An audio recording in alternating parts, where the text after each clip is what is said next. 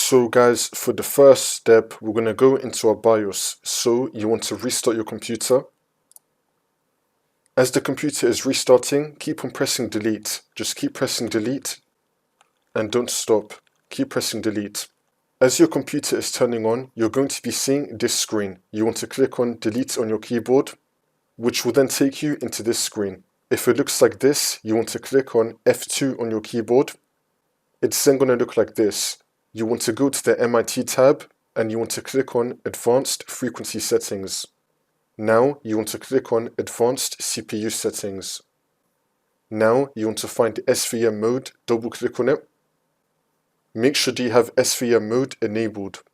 Now on the top right, you want to click on Save and Exit. And then click on Save and Exit Setup. And then click on Yes. It's then going to take you back into Windows and you're going to have virtualization enabled.